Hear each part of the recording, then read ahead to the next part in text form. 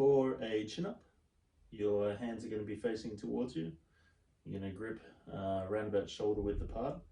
And the important thing to think about is to keep your shoulders pulling downwards throughout the motion.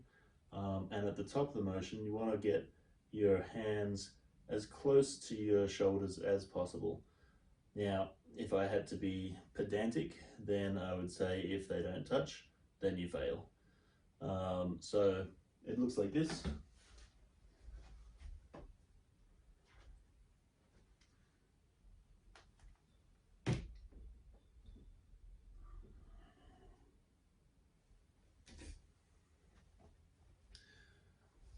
So the regression to the chin-up is going to be a supported chin-up, and that's where you can use a box or a chair or something that you have available.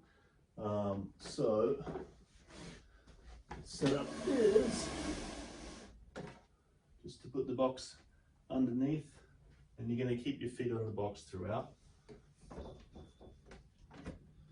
Come down, use as much leg support as you need, and then shoulders are pulled down and back, pulling up and down.